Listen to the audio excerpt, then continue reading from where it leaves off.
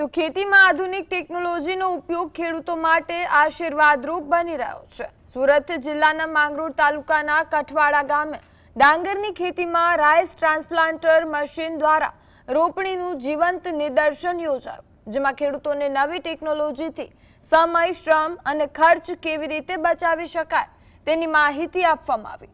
આધુનિક સાધનો અપનાવવાથી ખેડૂતો ઓછા સમયમાં વધુ વિસ્તારની ખેતી કરી શકે છે, તેમજ ખેતીના તમામ કામ સમયસર પૂર્ણ કરી શકાય છે। આ સાથે શ્રમ અને ખર્ચમાં ઘટાડો થતા ઉત્પાદન અને આવક બંનેમાં વધારો થવાની પણ સંભાવના રહે છે।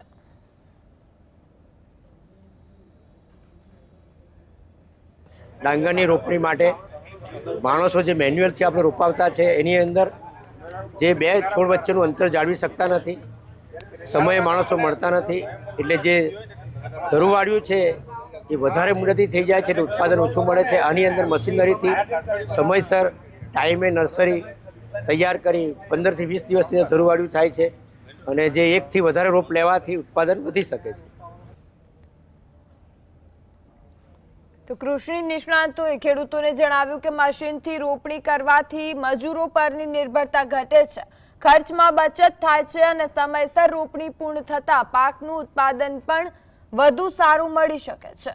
આધુનિક ટેકનોલોજી અપનાવી ખેતીને વધુ નફાકારક બનાવવાના પ્રયાસો વચ્ચે કઠવાડા ગામે યોજાયેલું આ જીવંત નિદર્શન ખેડૂતો માટે માર્ગદર્શક સાબિત થઈ રહ્યું છે।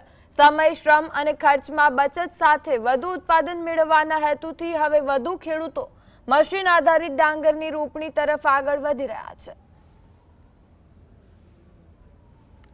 યુનિવર્સિટીના માપ પ્રમાણે જે તમારે 8 કિલો બિયારણ વીંગે વાપરવાનું હોય, ઓછા સમયની નર્સરી રોપવાની હોય, તો એના માટે આવા મશીનો જ આપણે ખેડૂતોને મેક્સિમમ ઉત્પાદન આપી શકે એ પ્રમાણેનું પ્લાન્ટેશન કરી શકે।